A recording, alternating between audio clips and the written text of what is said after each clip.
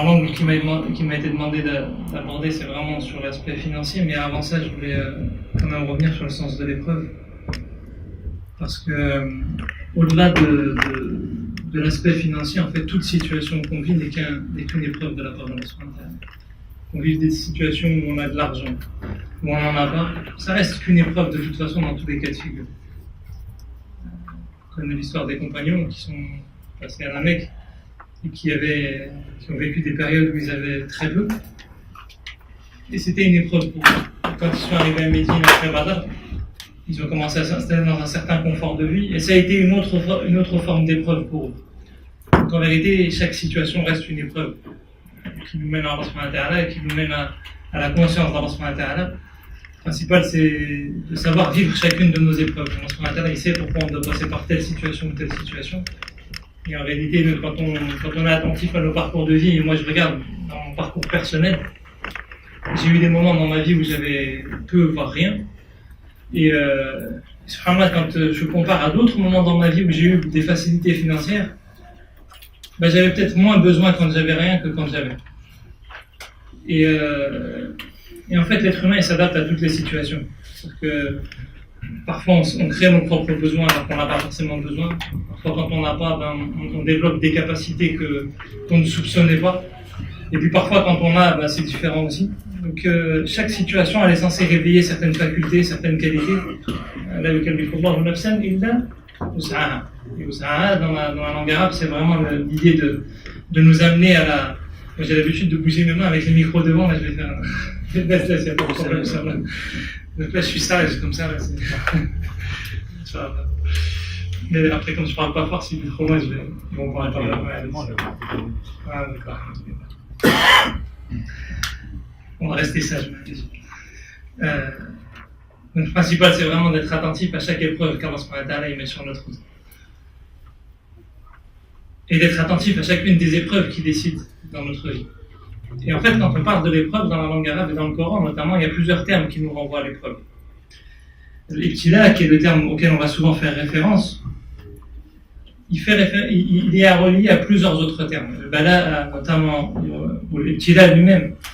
Le bala, c'est vraiment l'idée d'une information qui nous est transmise. L'ibtila, c'est plus un test. C'est-à-dire, dans les scènes arabes, quand on cherche le sens de ces termes-là, il y a un exemple qui nous est donné, c'est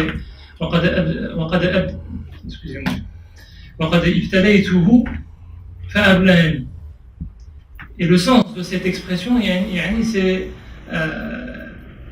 je lui ai demandé, je l'ai testé plutôt, excusez-moi, et il m'a informé.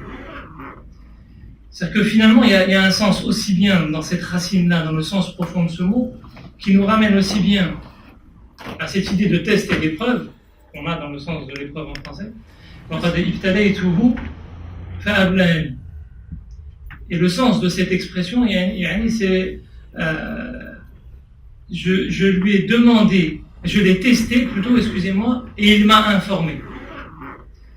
C'est-à-dire que finalement, il y a un sens aussi bien dans cette racine-là, dans le sens profond de ce mot, qui nous ramène aussi bien à cette idée de test et d'épreuve, qu'on a dans le sens de l'épreuve en français, qu'aussi bien aussi que de la même manière, ça nous ramène au sens d'une information par laquelle Allah subhanahu wa ta'ala s'adresse à nous.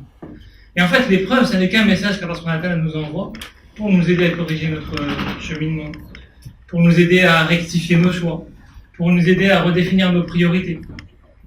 Allah subhanahu wa ta'ala nous envoie des messages à travers des épreuves pour faire en sorte de nous amener vers lui, nous amener vers le sens de cette vie.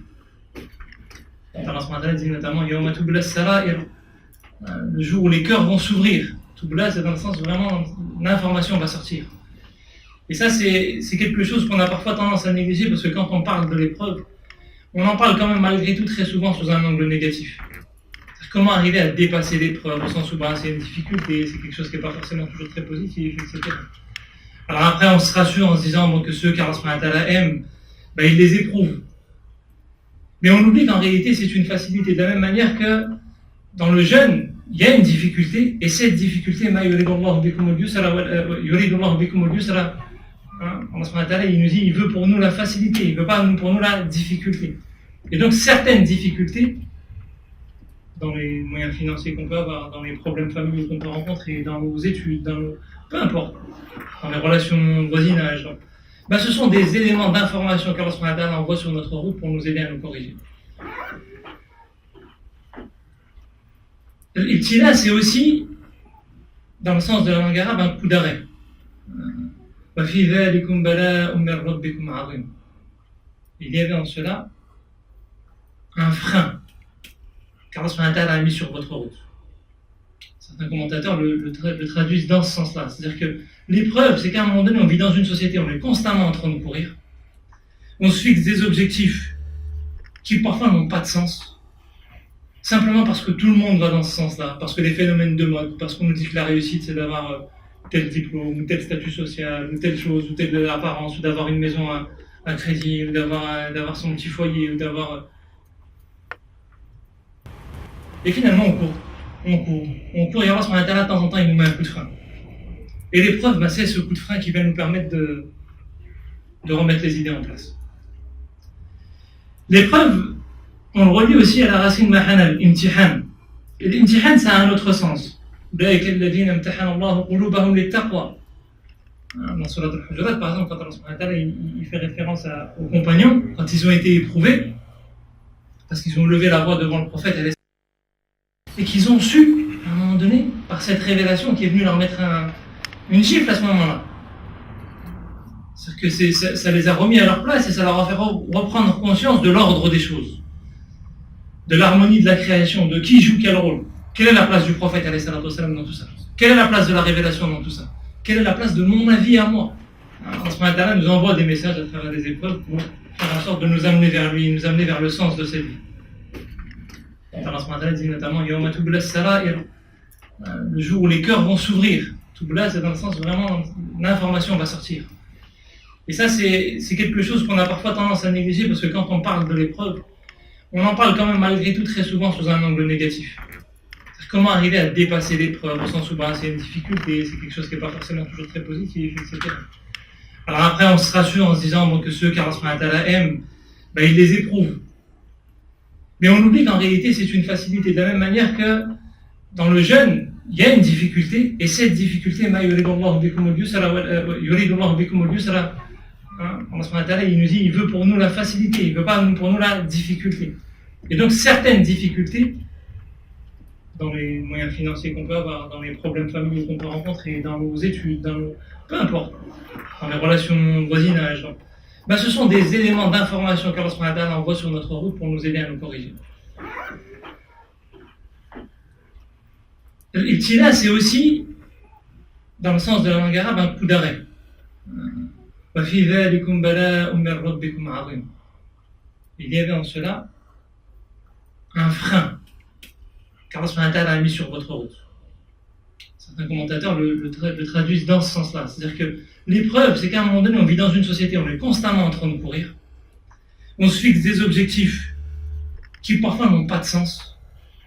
Simplement parce que tout le monde va dans ce sens-là, parce que les phénomènes de mode, parce qu'on nous dit que la réussite, c'est d'avoir tel diplôme, ou tel statut social, ou telle chose, ou telle apparence, ou d'avoir une maison à crédit, ou d'avoir son petit foyer, ou d'avoir... Et finalement, on court, et Allah subhanahu wa ta'ala, de temps en temps, il nous met un coup de frein.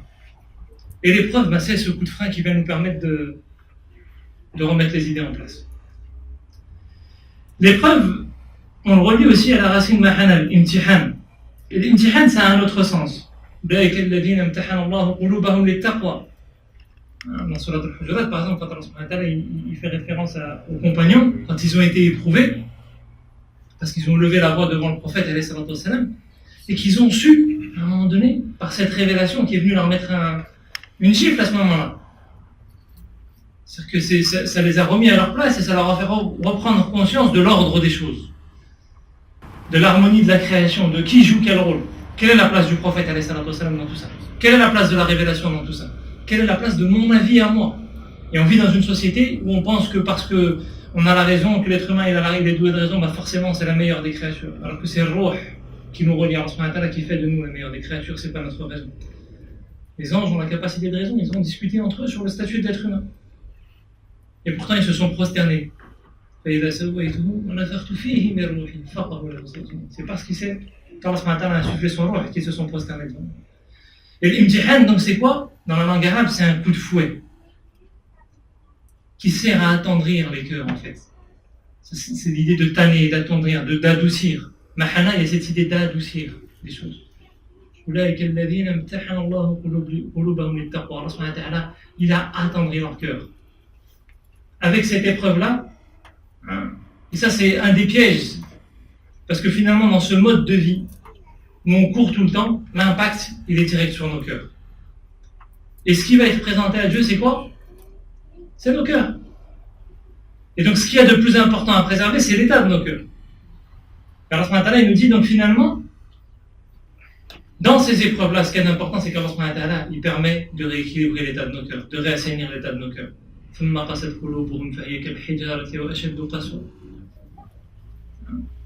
À force de polémiquer, Banu Israël, leurs cœurs ils ont durci.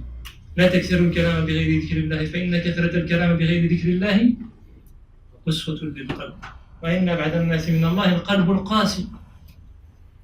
Comme dit le prophète, ne parlez pas trop sans évoquer Allah, sans vous rappeler d'Allah, car ça durcit les cœurs, et les gens les plus éloignés de Dieu, ce sont les gens au cœur de Dieu. Et donc parfois on a besoin d'épreuves, pourquoi? Parce qu'on se rend même plus compte que nos cœurs ils sont en train de durcir. Et on a besoin que ça nous mette une claque, Et c'est vrai que parfois dans certaines épreuves, on n'est pas bien. Parfois on reçoit certaines réflexions, parfois il y a l'épouse qui nous dit quelque chose. Et là ça te bouscule à l'intérieur. Mais en fait, pourquoi ça te bouscule? Parce que c'est en train de briser la roche qui s'est construit autour de la routine. Et donc l'épreuve, elle est même nécessaire. C'est pas juste qu'elle est bénéfique, c'est que s'il n'y a pas d'épreuve, comment on fait? On s'enfonce dans notre routine, on s'enfonce dans le raflat, dans l'insouciance.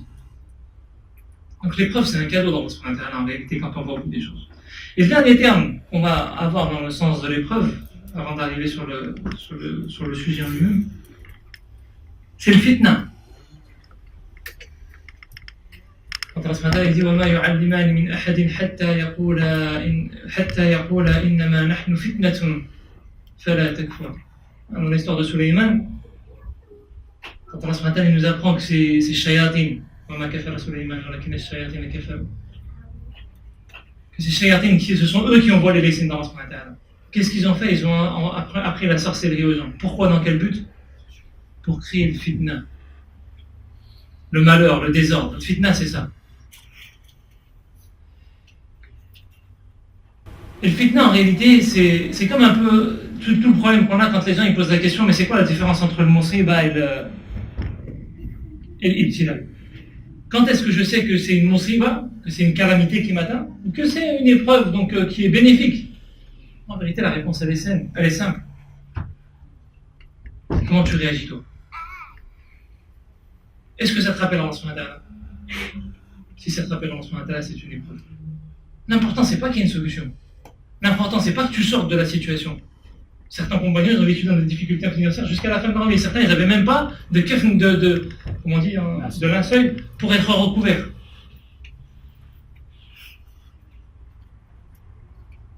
L'important, c'est pas je vais réussir dans ce monde-là et je vais bâtir mon foyer à l'aise, tranquille, pépère.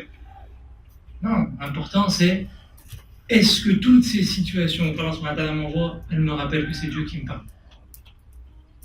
Si c'est ça, bah c'est une épreuve. Si je ne me rappelle pas dans Allah, c'est qu'il y a un problème. C'est que là, peut-être que c'est une loin. Peut-être que je suis parti trop loin. Mais en réalité, finalement, Allah il a fait que même ça reste. C'est un choix qu'on a fait. Est-ce que face à cette situation, tu t'enfonces et tu commences à calculer, mais c'est pas normal, et ceci et cela? Ou est-ce que tu lèves la tête et tu parles à Allah? Est-ce que tu vas t'isoler en parlant avec Allah au milieu de la nuit et que tu retournes vers les gens en continuant à être au service d'Allah? Ou est-ce que tu t'enfonces dans ta routine à toi, dans ton quotidien à toi, et tu deviens égoïste et tu penses qu'à solutionner tes problèmes à toi? En vérité, c'est simple. Il n'y a pas de situation difficile ou de situation simple. Tout le monde est face à des épreuves. Et chacun est face à des épreuves à la mesure des dons et des qualités qu'Allah nous a fait. Et des gens, des femmes, elles ont des enfants, ils crient tout le temps, ils font tout. T'es capable. Allah, il va te permettre de... Il y a des gens, des femmes, elles ont des enfants, ils sont tout le temps calmes, elle est capable de supporter ça. Il y a des femmes, il y a des hommes, ils sont dans des situations professionnelles où c'est la pagaille tout le temps. Et t'as des gens, ils sont dans des situations professionnelles où il n'y a rien, pas de problème. T'as des gens, ils n'ont pas d'argent, et t'as des gens, ils sont pleins d'argent, et Chacun a son épreuve à la hauteur de ce qu'il est capable de porter et en fonction du rôle qu'il a à jouer dans cette société. Il n'y a pas de meilleur ou de moins bon. On devance par Taqwa, et Taqwa elle est dans le cœur, comme il disait le prophète alayhi salatu wassalam.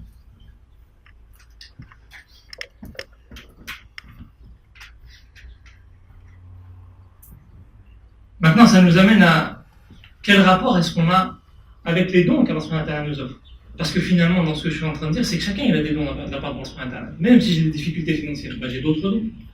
Et ça, on le voit même sur des choses qui sont beaucoup plus évidentes. Parce que quand on parle de l'argent, ce monde il est tellement terni par la valeur financière qu'on oublie la valeur des autres choses, la valeur de la vue. C'est bien plus important en réalité. Et pourtant, quelqu'un qui n'a pas la vue, il développe d'autres facultés. C'est pas parce qu'il n'a pas la vue qu'il n'a pas d'autres facultés. Au contraire, il a même des facultés peut-être plus importantes que nous, des facultés auditives, des facultés sensorielles. Et inversement, à chacun, en fonction peut-être de certaines faiblesses qu'il a, il a d'autres qualités qui vont se développer. Et donc la question qu'on doit se poser avant de se poser la question de savoir comment réagir face aux difficultés financières, mais c'est déjà comment réagir face aux dons qu'Allah subhanahu wa ta'ala nous offre. Et la première des choses par rapport à ça, c'est déjà de ne pas s'alouer sur les dons qu'Allah subhanahu wa ta'ala nous offre. فبأي آلاء ربكما تكذبان فبأي آلاء ربكما تكذبان فبأي آلاء ربكما تكذبان. Il y a des versets qui reviennent. Et subhanallah, regardez cette sourate, par quoi elle commence? Ar-Rahman wa 'allama al-Qur'an. Premier des dons qu'Allah subhanahu wa ta'ala nous offre, c'est sa miséricorde. Et sa miséricorde qui va se traduire dans quoi? Dans sa parole. Il s'adresse à nous. Subhanallah, on est qui nous pour qu'Allah subhanahu wa ta'ala nous parle? Et on dit que le Coran, c'est une parole adressée à chacun de nous. Le Créateur, qui vient lui vers nous alors que nous parfois on le néglige. Quand il descend chaque nuit, nous on dort. Alhamdulillah, Ramadan qui nous réveille un petit peu. Et en fait, Allah subhanahu wa ta'ala dit lequel des signes vous allez nier? Lequel des signes vous allez négliger? Lequel des signes vous allez continuer sur lequel des signes vous allez continuer à vous aveugler? Et il finit la sourate par quoi? Fatabaraka ismu rabbika dhul jalali wal ikram. C'est-à-dire que finalement, être attentif à ces signes. Tabaraka ismu rabbika, c'est tabaraka, c'est dans le sens de bien enraciner fermement ce par quoi tu vas construire. Et tu vas construire par les dons qu'Allah subhanahu wa ta'ala t'offre. Tu vas découvrir ses qualités. Parce que dans chaque chose qu'Allah subhanahu wa ta'ala nous offre, il y a ses qualités qui se manifestent. Sa générosité, sa justice, son pardon, sa miséricorde, sa proximité, sa douceur, sa fermeté, sa sagesse. Chaque situation vient nous exprimer certaines de ces qualités. Et à force d'être attentif à ces signes, tu construis sur cette base-là. Mais à force de regarder tes problèmes, tu ne vois pas ces qualités et tu construis sur du vent en fait. Sur des choses qui ne tiennent pas. Donc la première des choses, c'est déjà ça. D'ailleurs, le prophète, quand il perd son fils, c'est un moment d'épreuve. C'est pas juste qu'il a perdu de l'argent, ou son entreprise a fait faillite, ou il a découvert ce mois-ci. Vous savez, les gens qui ont perdu un enfant, ils doivent certainement connaître cette difficulté-là. Moi, j'ai le souvenir du regard de ma mère quand elle a perdu mon frère Allah yarhamou. C'est difficile pour une mère d'une situation comme ça. Le prophète, quand il perd son fils, c'est une situation difficile. Pire que ça, les gens de sa tribu qui se moquent de lui dans une situation où il attendrait un soutien de sa famille. Batara Mohammed, je pourrais crier dans les deux. Et Allah subhanahu wa ta'ala, qu'est-ce qu'il lui dit? Il lui rappelle tous les bienfaits qu'il lui a donnés. Vois les choses positives. Si tu veux faire affronter les difficultés, vois tout ce qu'il y a de positif dans ta vie. Tout ce qui te permet de jouer un rôle dans cette société-là. Certains commentateurs disaient que, avant même qu'on sache que c'était un fleuve au paradis, que le Kawthar c'est le Coran, Allah subhanahu wa ta'ala lui a donné la possibilité d'être quelqu'un qui va illuminer le monde. Que tu aies de l'argent ou que tu n'en aies pas, que tu aies un fils ou que tu n'en aies pas, tu es quelqu'un qui va faire rayonner sur le monde la lumière de Dieu. Quel meilleur donc ça. Et ça constamment, à chaque fois que le prophète était face à des difficultés, Allah subhanahu wa ta'ala il le ramenait. Il s'adresse en douceur avec le prophète. Alors que dans Wal-Layli idha yaghsha, il s'adresse fermement aux mécréants. Avec un vocabulaire beaucoup plus difficile, beaucoup plus dur dans le langue arabe. Il lui rappelle quoi? Tu as été orphelin. Allah subhanahu wa ta'ala s'occuper de toi. Tu n'avais pas, Allah subhanahu wa ta'ala t'a donné. Il t'a appris, il t'a enseigné. Il lui rappelle tous ces dons-là. Et en fait, la première des choses qui est importante, quelles que soient les épreuves auxquelles on a affaire, même les épreuves financières, c'est toujours déjà commencer à ne pas broyer du noir. Il faut lever la tête. Il faut reconnaître la difficulté dans laquelle on est. Parce que je suis peut-être en train de passer vite sur ce point-là, en disant qu'il faut tout de suite regarder les choses positives. On reconnaît la difficulté de chacun. Le prophète était attentif aux difficultés de chacun. Il était à l'écoute de chacun. Yaqub alayhi salam qui s'adresse à Allah subhanahu wa ta'ala, je me plains de... C'est pas juste je me plains. C'est sa tristesse et même ça me fend le cœur, le fait qu'il ait perdu son fils. Oui, qu'on se plaigne à Allah subhanahu wa ta'ala, qu'on reconnaisse la difficulté, mais qu'on ne soit pas focalisé sur ça. Qu'on voit aussi les choses positives qu'on a dans nos vies. Et c'est un équilibre, savoir reconnaître la difficulté. Savoir même s'en plaindre à Dieu. Et savoir être attentif aux dons qu'Allah subhanahu wa ta'ala nous a fait. Ça, c'est la première des choses par rapport aux difficultés, cet équilibre entre les difficultés. La deuxième des choses, c'est que face à n'importe quelle difficulté, Allah subhanahu wa ta'ala, il nous apprend deux choses importantes. C'est taqwa, retrouver conscience. D'ailleurs, c'est la clé de toute chose. Ce qui va être l'issue de toute chose, ce par quoi Allah subhanahu wa ta'ala va nous amener des solutions par là, on ne les attend même pas, c'est le taqwa. Et le fait qu'il nous bouscule, c'est pour que nos cœurs redeviennent attentifs. Et la deuxième clé qui va être importante dans tout le cheminement en islam, c'est l'effort. Face à une difficulté, Allah subhanahu wa ta'ala est en train de te bousculer pour dire que tu n'étais pas en train de faire suffisamment d'efforts. Et il y a des gens, peut-être parfois, ils ont du mal à entendre ça. Attends, je suis déjà dans la difficulté, tu es en train encore de me dire que c'est de ma faute. Et c'est vrai que dans cette société-là, on a un discours qui est malsain. C'est-à-dire que les gens qui sont au chômage, c'est de leur faute, ils ne veulent pas faire d'efforts, ils ne veulent pas de... Alors que le système construit le chômage. C'est un système élitiste qui favorise toujours les plus riches, qui n'a pas de justice, et qui a une vraie responsabilité des gouvernants. Et que c'est trop facile de renvoyer la balle sur ceux qui sont gouvernés. Pour autant, ça ne nous dédouane pas de la culture de l'effort, et parfois on perd cette culture de l'effort dans le rapport au savoir, on ne prend plus le temps de lire dans le rapport à toute chose. C'est-à-dire qu'on aime bien le tout frais, tout prêt, que ça nous soit servi sur une table. Maryam alayhi salam, quand elle est dans une situation difficile, elle va accoucher d'un enfant sans avoir de mari, sans que cet enfant il ait de père. C'est-à-dire au-delà de la difficulté de la grossesse, elle a supporté toute la pression des gens autour d'elle qui l'insultent même. C'est pas juste qu'ils l'accusent. Et Allah subhanahu wa ta'ala, il lui donne une solution. Il aurait pu lui mettre la nourriture dans la bouche. Il aurait pu la passer du besoin de la nourriture.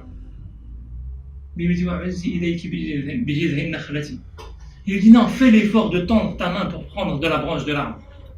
Reste relié au signe d'Allah subhanahu wa ta'ala, reste relié à la création. Même si t'es à plat, t'es allongé, t'as plus de force, et bien même là, il faut que tu fasses un effort. Allah subhanahu wa ta'ala, il lui a donné la solution, il aurait pu l'emmener jusqu'à dans sa bouche. Zakaria, il vient, il dit, à chaque fois que je rentrais chez Mélé, mais il y avait tout. Pourquoi lui? Ben non, il faut quand même qu'elle fasse un effort, il faut quand même qu'elle tende le bras. C'est un effort difficile pour elle à ce moment-là. Mais pourquoi? Parce qu'il n'y a rien sans effort. Allah subhanahu wa ta'ala, ce cheminement-là, il passe par des efforts. D'ailleurs, on dit que dans le cheminement spirituel, pourquoi est-ce qu'Allah subhanahu wa ta'ala, dans le hadith de Jibril, il commence par l'islam? Parce que l'islam, c'est une rigueur. Ça t'impose une discipline de vie, tu rythmes tes journées. Tu organises ta vie, et dans ta foi, il y a cette idée de se préserver, s'imposer des règles, s'imposer des choses qui vont te permettre de réguler ta vie.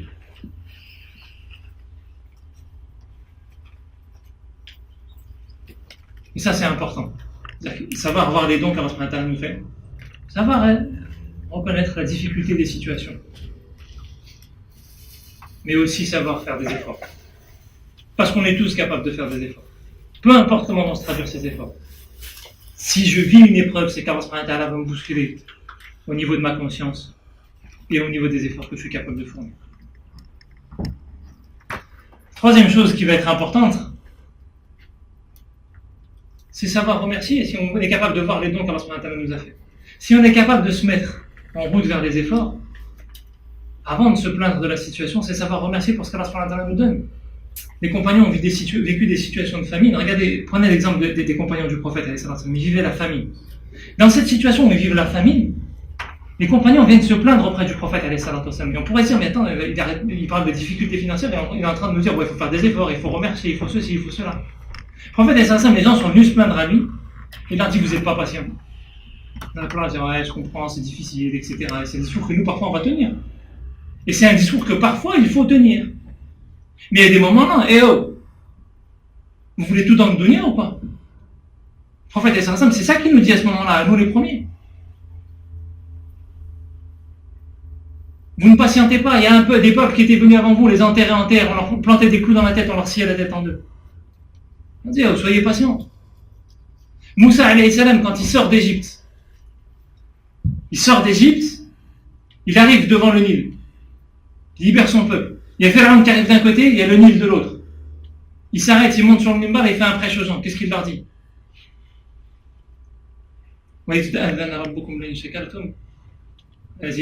Ils sont dans une impasse, ils n'ont rien.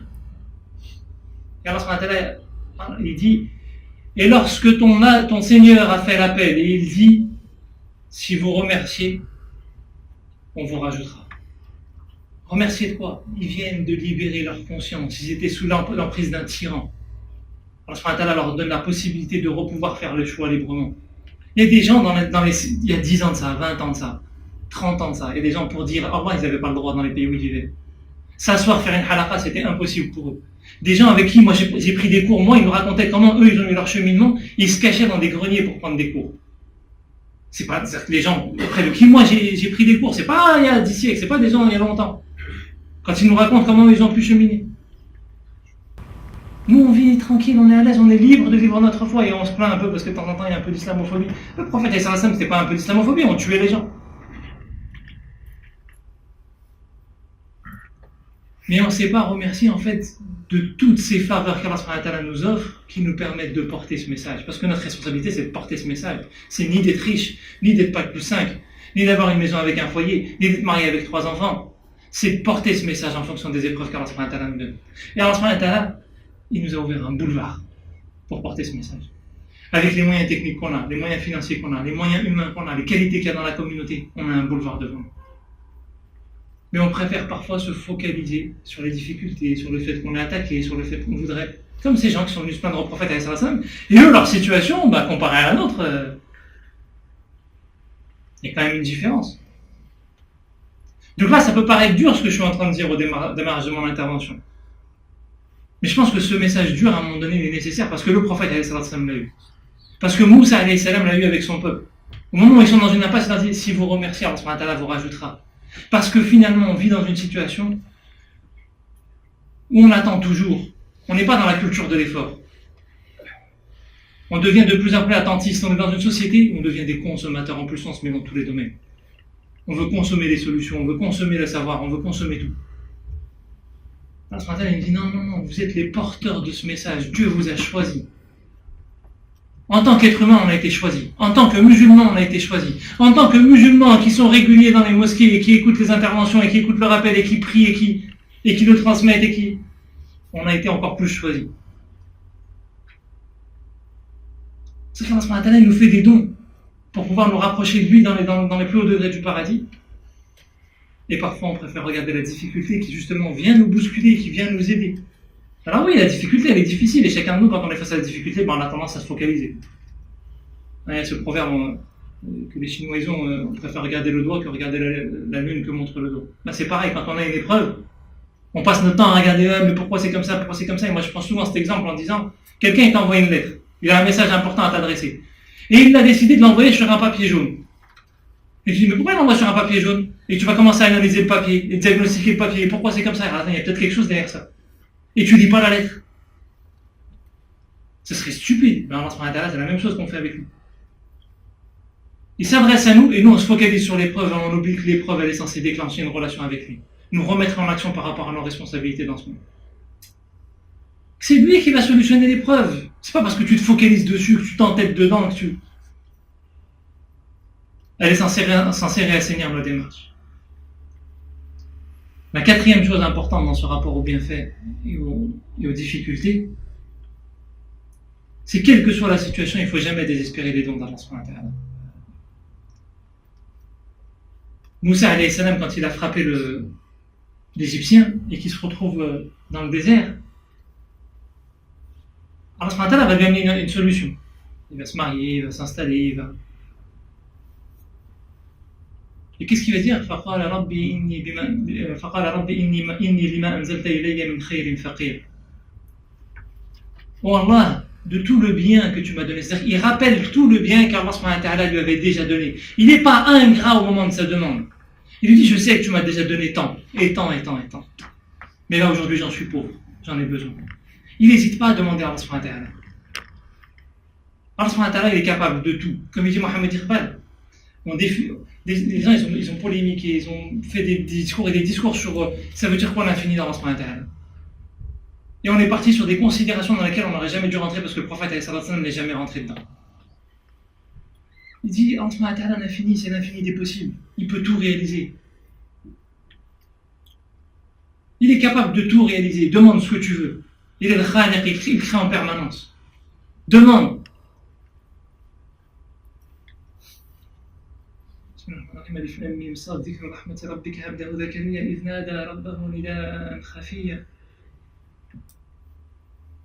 Zakaria, il se met en cachette et il appelle son Seigneur.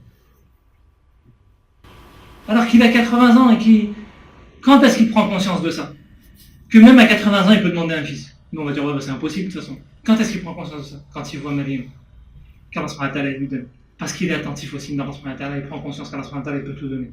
Il ne faut jamais désespérer. Si Allah subhanahu wa ta'ala ne te donne pas, c'est que certainement c'est un moyen de te préserver. Mais tu as le droit d'avoir envie d'une situation. Demande-la, mais demande-la sans s'y asservir. Demande-la sans en devenir passionné. Demande-la en mettant toujours au-dessus de ça le fait qu'Allah subhanahu wa ta'ala c'est mieux ce qui t'est préférable. Et qu'il te donne, Inch'Allah, que ce qui te sera préférable dans ton chemin. Il n'y a pas de situation inextricable. Allah subhanahu wa ta'ala a les solutions à tout. Parce que ta situation, c'est même lui qui l'a créée. La dernière des choses avant d'arriver à la question de la pauvreté en islam, c'est que le rapport au bien, il induit des responsabilités. Comme disait le prophète alayhi salam, يدخل الجنة فقراء أغنياء المسلمين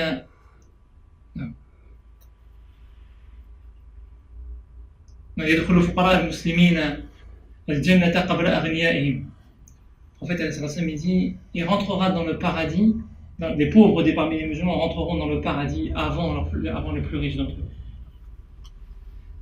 Et quand on a demandé l'explication de ce texte-là, en fait,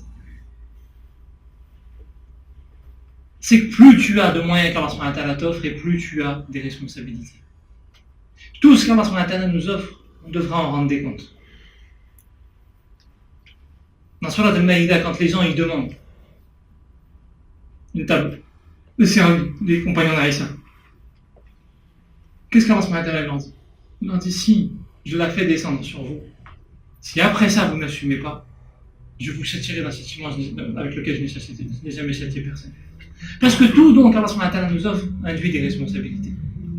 Et parfois on veut des dons, que ce soit dans le savoir, que ce soit dans les biens matériels, que ce soit dans la situation familiale. Et on en oublie les conséquences que ça implique derrière. C'est pour ça que le prophète alayhi salam disait à Abu Dharr, ne demande pas l'imara, ne demande pas le commandement. Parce que si elle t'est donnée, Allah subhanahu wa ta'ala va t'y assister. Si tu la demandes de toi-même, tu seras laissé à toi-même. Et nous, parfois, on pense mieux savoir que Dieu ce qui nous est bénéfique. Donc oui, il faut faire dua, mais il faut être vigilant dans notre manière de faire dua, à toujours avoir à l'esprit que Dieu sait mieux les situations qui nous permettent d'être en lien avec lui. Parfois, dans la pauvreté, tu restes proche d'Allah subhanahu wa ta'ala. Tu restes altruiste. Tu restes soucieux de partager avec les gens. Tu restes soucieux d'écouter les gens. Tu restes soucieux de développer tes qualités. Tu restes soucieux de faire des efforts. Tu gardes une conscience. Et parfois, dans la richesse, tu oublies tout ça. Et parfois, dans la richesse, tu n'es pas heureux. Vous avez des gens, ils sont milliardaires, ils ont envie de se suicider. Vous savez, cette fameuse théorie de la pyramide de Maslow, moi, elle me gêne en fait. Parce qu'on standardise. On pense que tous les êtres humains passent par la même chose. Il y a des êtres humains, il vaut mieux qu'ils restent pauvres. Il faut d'abord qu'ils développent d'autres facultés.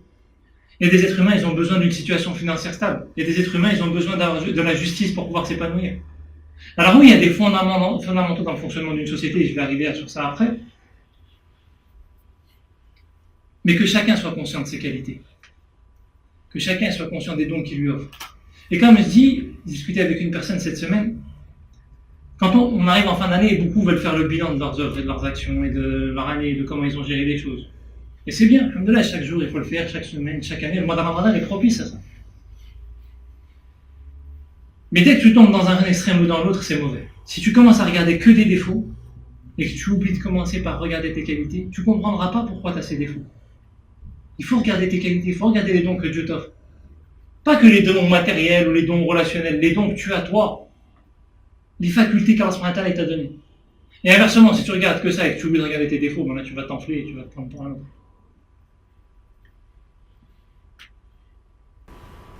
Muhasaba, elle passe par cet équilibre-là.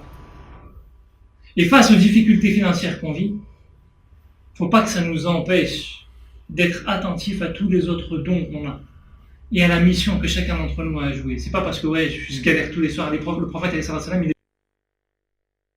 il se serrait, et Abu Bakr sortait de marché, il le croisait, et lui aussi se serrait dans la nuit, dans les rues de Médine. Et Omar, il sortait, et pareil. Il n'y a pas que nous qui avons connu la fin. C'est des situations difficiles. Ça ne les a pas empêchés de porter le message. Ça ne les a pas empêchés de développer leur qualité. Ça ne les a pas empêchés d'être des gens qui ont un rôle dans la société. Parce qu'on nous fait croire que celui qui a un rôle dans la société, c'est celui qui a un statut professionnel, qui a un travail. On a cassé l'équilibre des sociétés en centrant tout autour du travail. Alors oui, travailler, c'est important. Il faut qu'il y ait des gens qui travaillent. Mais Abu Huraira, il travaillait? Non, il travaillait pas. Il était constamment autour du prophète. Vous savez qu'il y a des gens, on les finançait juste pour qu'ils aillent s'instruire. Il y a des gens, on les finançait juste pour qu'ils aillent tenir les frontières et vous avez dit qu'ils faisaient rien. Par contre, on ne finançait pas les gens qui dormaient jusqu'à midi chez eux. Tant que tu joues un rôle dans la société, tu es important, quelles que soient tes facultés.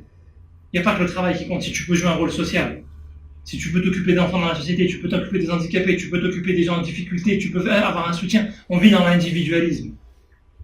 Et si en ce moment-là, il a voulu que tu aies des difficultés financières et que tu ne trouves pas de travail, ben peut-être que tu as un autre rôle à jouer. Après, le problème qui se pose, c'est comment collectivement on recrée une harmonie. Parce que la force du prophète, c'est qu'il a préservé le lien tribal, qui faisait que chacun pouvait jouer son rôle. Celui qui avait un rôle à jouer dans la tribu, celui qui avait un rôle à jouer dans la transmission du savoir, celui qui avait un rôle à jouer dans la proximité des gens et dans l'accompagnement des gens, celui qui avait un rôle à jouer juste par la sagesse de son comportement, celui qui avait un rôle à jouer dans l'agriculture, celui qui avait un rôle à jouer dans le commerce, celui qui avait un rôle à jouer dans le combat. Chacun il pouvait avoir un rôle différent à jouer. Et Allah faisait en sorte que l'équilibre se fasse, que les richesses ne s'amassent pas juste entre quelques-uns. Même dans le combat, vous savez, le partage du butin, Allah dit que le partage du butin a été organisé pour quelle raison? L'objectif du partage du butin, c'est de faire en sorte que le butin ne soit pas, que les richesses ne soient pas accaparées par les plus riches d'entre eux. Et c'est pour ça qu'Omar, lors des conquêtes, du côté de la Syrie, il va dire non, partage plus. Pourquoi? Parce que les combattants, il y avait tellement de conquêtes qu'ils devenaient riches. Ils devenaient eux les plus riches. Il dit bah non, l'objectif il n'est plus atteint. Nous on vit tellement dans l'individualisme qu'on n'arrive plus à coopérer, à recréer de l'harmonie, à recréer du lien. On est focalisé que par nos objectifs personnels. On oublie qu'on a un message à transmettre et que ce message il se transmet collectivement, tous ensemble, dans le lien. L'histoire des hommes aux deux jardins. Et là ça m'amène à la pauvreté. Dans Surat Al-Kahf, on lit chaque semaine. Elle nous apprend un rapport à la création avec cette histoire de deux jardins, j'en parlais ce matin dans une intervention. Mais au-delà du rapport aux deux jardins, pourquoi il y a deux jardins? Pourquoi la personne, alors ce matin, il dit qu'elle a deux jardins? Il aurait pu dire qu'il a un grand jardin. Il nous précise qu'il a deux jardins et ils sont deux, comme pour nous dire en vérité s'il avait compris le message, celui-là, au lieu de fonder de faux espoirs. Parce que certains nous disent que quand il dit qu'il aura mieux dans l'au-delà, il est en train de fonder de faux espoirs sur Dieu. Comment il est ton comportement dans ce monde-là?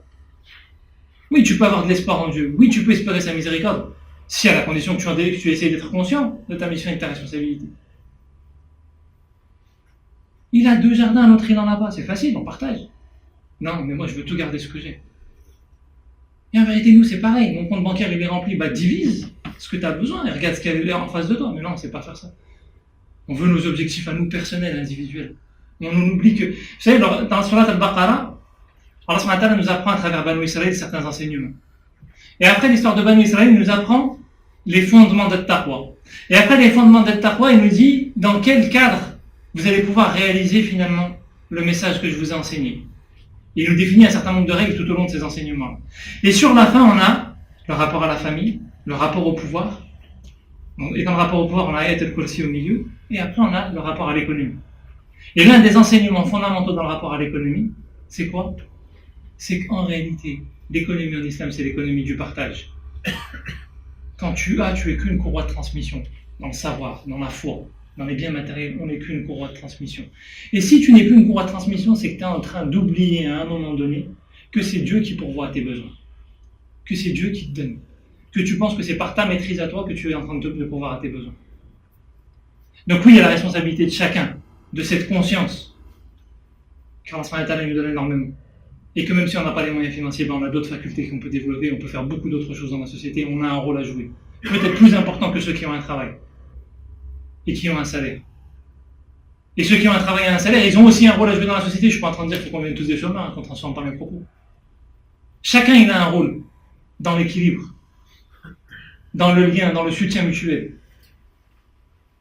Tant qu'on essaye de faire en sorte d'apporter quelque chose de bénéfique, d'assainir le fonctionnement de ces sociétés tous ensemble. Et pour ça, il faut partager, il faut se relier. Chacun en a besoin des facultés de l'autre. Celui qui a des moyens financiers, qui sait travailler, celui qui sait faire de l'agriculture, celui qui sait être à l'écoute des gens, celui qui a un savoir religieux, celui qui a un savoir dans la médecine, dans tel autre domaine, ou Chacun, il a des facultés. Aider une personne, ouvrir une porte. Et des gens, on vit tellement dans l'insouciance qu'on ne fait même plus attention à ça. Ça amène de la douceur dans le fonctionnement d'une société. Le fait qu'on ait des gens comme ça amène de l'équilibre dans le fonctionnement d'une société. Il n'y a pas de sous-qualité. Et ça m'amène donc au rapport à la pauvreté. Et je vais continuer sur ma lancée sur un point qui me paraît être important, c'est que on vit dans une société très matérialiste en fait, et on évalue nos réussites aux quantités matérielles ou aux quantités financières qu'on a. Alors que le prophète, alayhi salatu wassalam, un jour, il pose la question à Abu Dharr, il lui dit Akathratul mal wal ghina? Et Abu Dharr, il lui dit Na'am, oui, est-ce que tu penses Ataqulu kathratul mal wal ghina? Il lui dit, est-ce que tu penses que la multiplication des biens ou le fait d'avoir beaucoup de biens est une richesse? Et Abu Dharr il lui dit oui. Il lui dit Ataqulu qillatul mal faqr? Il lui dit oui. Je pense que oui. Et il lui répète ça à 3 reprises, comme pour insister. Tu penses vraiment que l'accumulation des biens c'est une richesse? Oui. Est-ce que tu penses vraiment que le peu de moyens financiers ou le peu de biens est une pauvreté? Oui. Et une 3e fois encore. En fait, ça m'insiste. Et il lui dit Rina ou al-qalb. Il lui dit la richesse, c'est la richesse du cœur. Wal faqru fi al-qalb. Et la pauvreté, elle est dans le cœur. Il recentre la problématique. Il lui dit celui qui a la richesse dans le cœur, comment dire ça? Ça ne lui causera aucun des éléments que Allah subhanahu wa ta'ala va lui mettre dans sa vie ne lui causera du tort. Et celui qui a la pauvreté dans le cœur, il peut avoir la multiplication de tout un tas d'autres choses, ça ne lui sera utile en rien. Il lui dit gare à l'avarice. Ce sera la pire, ce qui te cause du tort, c'est l'avarice. Et en fait, le prophète alayhi salatu wassalam, dans ce passage-là, il nous apprend une chose qui est importante. C'est que cette image de la réussite, elle est fausse. Alors le problème, c'est que on pourrait se dire, c'est le pieux, mais on ne sait pas qui est le pieux. Mais c'est ça qui est important, c'est qu'il n'y a pas de réussite à évaluer. Il n'y a que Dieu qui sait qui a réussi. Pourquoi toi tu veux dire que lui il a réussi et que l'autre il a réussi et que l'autre il n'a pas réussi? C'est Dieu qui sait. Parmi les 10 Mubashirin bil Jannah, Vous avez des profils, Uthman ibn Affan, Abdurrahman ibn Auf, qui étaient des gens qui ont commercé, qui ont fait du commerce, qui ont gagné de l'argent, et vous avez des gens comme Omar ibn Khattab ou Saad ibn Abi Waqqas qui ont vécu dans la pauvreté. C'est quoi la réussite? Ils ont gagné le paradis. Mubashar. La réussite n'est pas la réussite matérielle. Il faut arrêter de s'évaluer uniquement en fonction de ce critère-là. C'est un critère qu'on peut utiliser à certains moments, en fonction de certains objectifs. Frère, ça va?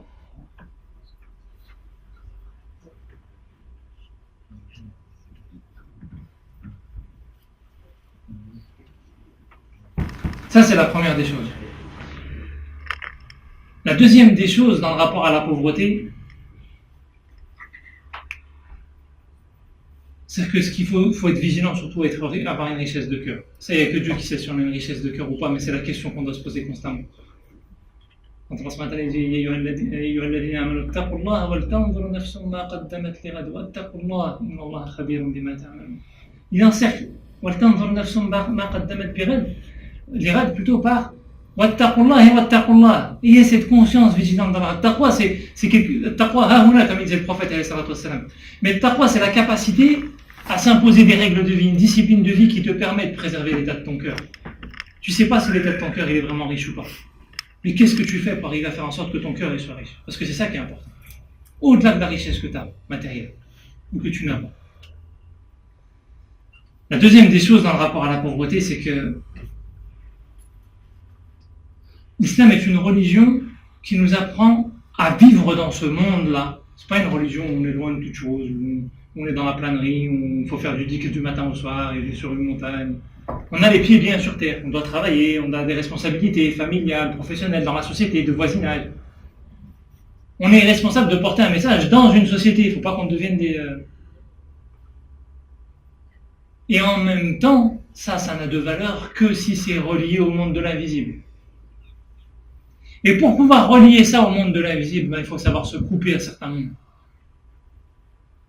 C'est pour ça que le prophète disait Allahumma ahini miskinan wa amitni miskinan wa hshurni fi zumratil masakin. Oh Allah, fais-moi vivre miskinan, fais-moi mourir miskinan et ressuscite-moi dans les. Je sais pas comment dire ça. Parmi le masakin, on va traduire de manière un peu maladroite. Le miskin, ça peut être traduit par le pauvre. Sauf que le miskin, dans la langue arabe, ça vient de sakana. Et sakana, c'est en même temps cette idée de résidence, mais en même temps l'idée de couper. Le sikkin, le couteau. Et donc, c'est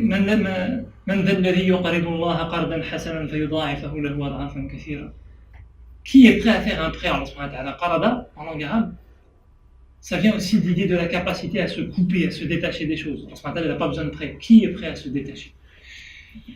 Et ça, c'est aussi une chose qui est importante, c'est qu'en réalité, dans le rapport à ce monde-là, quel que soit le rôle qu'on a joué, quels que soient les moyens dont on dispose, on tombe tous dans une forme d'asservissement à certaines choses, à certains moyens matériels, à notre argent, à des relations humaines même parfois. Alors, pourquoi est-ce que le prophète faisait ihtikaf pendant ce mois béni? C'est aussi une capacité à se couper même de ses épouses. Est-ce que tu arrives à te couper un peu? Évalue vraiment ton attachement. Je donne un exemple tout à l'heure de l'attachement. Coupe-toi de ton téléphone quelques jours, on va voir. De ta voiture quelques jours, on va voir. Fais un ticket un peu quelques jours, on va voir. Coupe-toi de ta famille, on va voir. Coupe-toi des choses là dont tu es un peu passionné.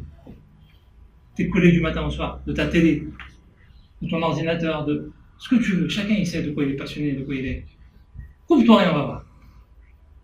Et là, tu vas te rendre compte sur quoi tu as besoin de travailler.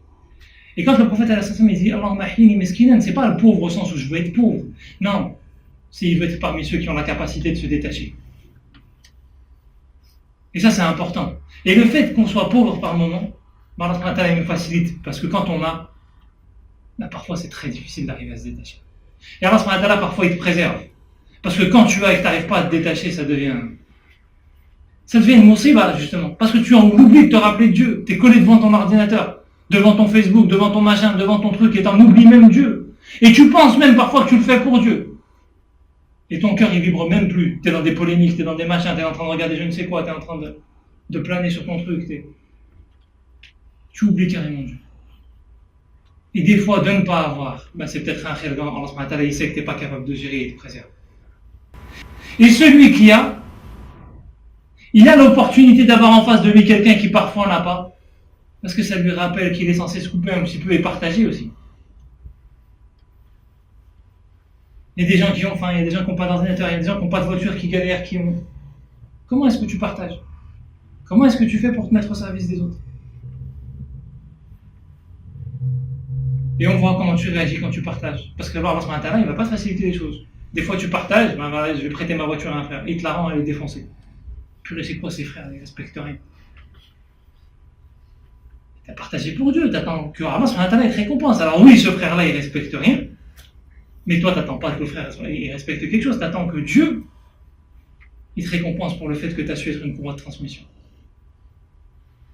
Mais un frère, il nous disait, quand on faisait les halakha au début, il nous disait que tu rentres chez moi et que tu viennes dans ma cuisine et que tu ouvres les placards, ça ne devrait rien faire dans mon cœur. Par contre, quand je rentre chez toi, si vraiment mon cœur est en éveil, je devrais venir m'asseoir là où tu m'as demandé de m'asseoir et ne rien toucher. Le message de l'islam, en vérité, c'est ça. C'est qu'on n'est pas en train d'aller fouiller chez les gens, d'aller grappiller, on est en train de vouloir toujours plus, de vouloir machin, de vouloir comment on peut gratter l'autre, comment on peut. Et parfois, on est dans ces relations-là, comment est-ce qu'on peut gratter, comment est-ce qu'on peut. Mais par contre, ça devrait rien me faire que... Le prophète, cette personne qui vient et qui était injuste, il dit ça au prophète, le prophète, il se met pas en colère, laissez-le. Il lui donne même son manteau, c'était son haq, non vas-y prends-le, c'est pas grave, il n'est pas en train d'attendre quelque chose, il sait que ça va se mettre qu'il va donner, il va lui donner autre chose.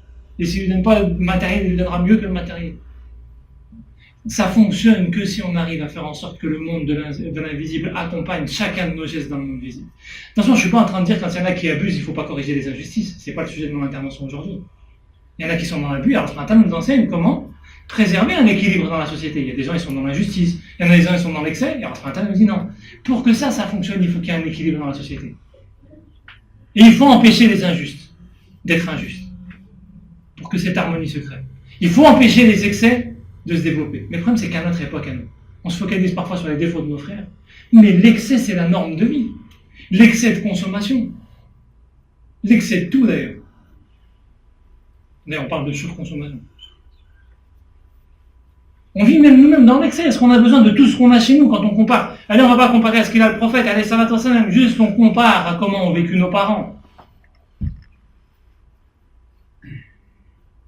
Est-ce qu'on a vraiment besoin de tout ça pour porter la mission qu'Allah nous confie? Ou est-ce que tout ça est devenu une prison qui nous empêche de porter la mission qu'Allah nous confie?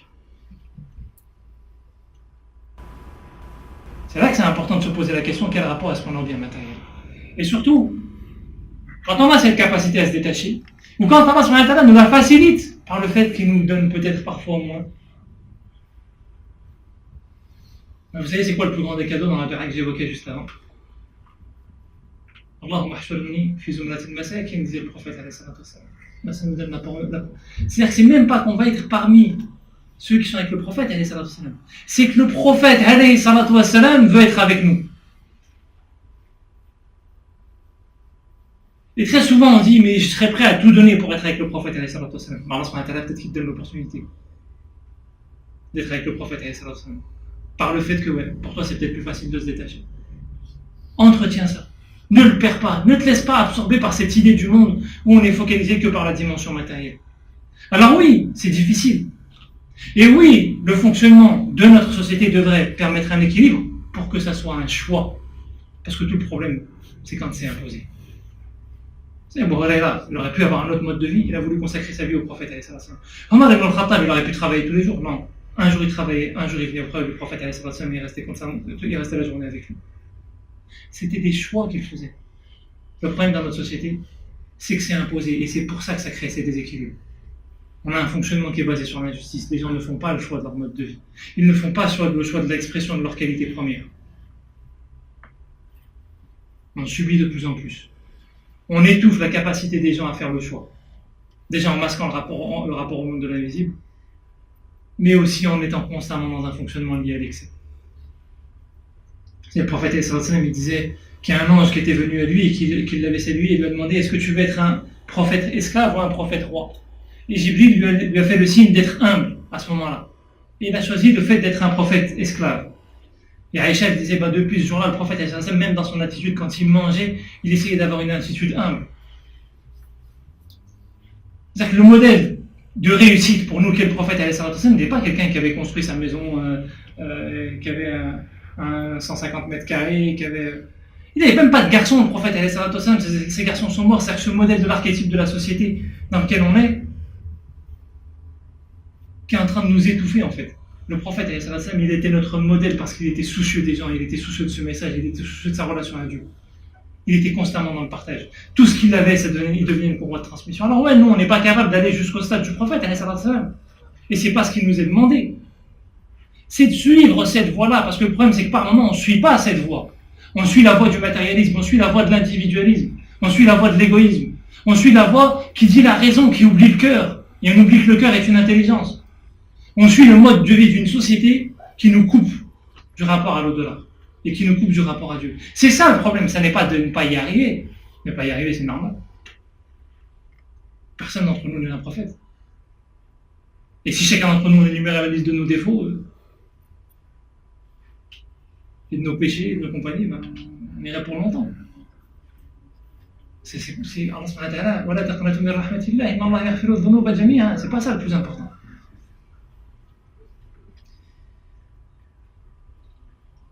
Et le problème par rapport à ça, c'est que cette culture du toujours plus, elle empêche une faculté importante.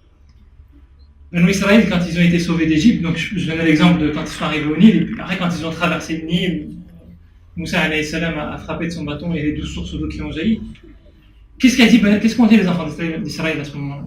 إذ قلتم يا موسى لن نصبر على طعام واحد فادع لنا ربك يخرج لنا مما تنبت الأرض من بقلها وقثائها وفومها وعدسها وبصلها قال أتستبدلون الذي أدنى بالذي هو خير اهبطوا مصرا فإن لكم ما سألتم وضربت عليهم الذلة والمسكنة وباءوا بغضب من الله ذلك بأنهم كانوا يكفرون بآيات الله. Ils voulaient plus. Allah subhanahu wa ta'ala les avait libérés de la tyrannie pour qu'ils retrouvent leur capacité à choisir Dieu. Pour qu'ils redonnent du sens à leur vie. Qu'ils redeviennent des gens qui rayonnent sur terre. Parce qu'ils étaient avant ça des gens qui ont rayonné sur terre. Qu'est-ce qui les a noyés? Ils ont voulu plus. Pourquoi est-ce qu'ils ont voulu plus? Parce qu'ils n'étaient ils ne voyaient plus les signes d'Allah, les voiles sont tombés. On vit dans une société où on est coupé du rapport à la création. Vous savez, moi je prends toujours cet exemple, vous savez, dans le débat sur la naissance de la lune pendant le Ramadan, au début du Ramadan. Chacun il y va de son avis. Et c'est le travail des savants que de se prononcer sur cette question-là. Mais il y a quand même une chose, moi, qui me perturbe, c'est cette volonté de vouloir tout le temps tout maîtriser. Pourquoi est-ce qu'on veut calculer à tout prix le début du Ramadan? Pour pouvoir organiser les Eid, pour pouvoir tout truc. Il y a des moments, vas-y, laisse entre les mains d'Allah subhanahu wa ta'ala et que les gens, dites aux gens plutôt d'aller sur les montagnes la veille du Eid et d'aller observer la lune. On est dans du béton armé du matin au soir. Même la nuit, on ne voit plus la lune tellement les lampadaires ils nous éclairent. On n'a plus de rapport avec la création. Et plus que ça, on n'a même plus de rapport entre les humains. Les portes, elles sont fermées, les routes, elles ne servent plus à relier dans les sociétés modernes. Elles servent à découper. On découpe des quartiers avec des grandes lignes droites. La création, elle n'a jamais fait des lignes droites. Les fleuves, les montagnes, etc. C'est tortueux. Pourquoi? Pour que tu prennes le temps. Non, il faut que ça aille plus vite possible, que tu observes rien. L'autoroute à fond, TGV. Et on est tous là-dedans en réalité. Et le fait de ne plus observer, le pire, vous savez, c'est quoi? C'est qu'on n'observe plus le Coran non plus, qui est un signe, qui est le plus grand des signes. On attend le mois du Ramadan pour ouvrir le livre. Et Allah subhanahu wa ta'ala nous dit, et on passe notre temps à dire ouais mais c'est pas normal, on surconsomme, c'est devenu, on en parlait il y a quelques années, maintenant tout le monde en parle de ça, la surconsommation, c'est pas normal, etc. On devrait être écologiste, on devrait être ça, etc. Ok, c'est rentré dans les meubles. Vous savez pourquoi on surconsomme en fait, pourquoi on veut toujours plus? Parce qu'on voit pas les signes d'Allah subhanahu wa ta'ala, c'est ça qu'ils nous disent dans ce verset Allah subhanahu wa ta'ala. La raison qui ont fait qu'ils ont voulu plus, c'est qu'ils n'ont pas été attentifs aux signes de Dieu. On vit dans un mode de vie où on est complètement coupé des signes de Dieu, on est coupé de la relation au Coran, et on veut ne pas consommer plus. Non, on va consommer plus, on va aller dans les grandes surfaces et on va avoir des rayons pleins de marchandises et on va vouloir remplir son caddie. On va pas aller chez l'agriculteur, voir la beauté de la chose, comment la fraise elle pousse, et avoir la rahma. On va pas aller nous-mêmes abattre notre animal et sentir Sentir, c'est quoi ce geste? Tu es en train de prendre une vie. Non, on veut aller chez le boucher, prendre son morceau de viande et ne pas sentir pour pouvoir en consommer le plus possible. Si tu n'es pas attentif aux signes, tu seras constamment dans toujours plus.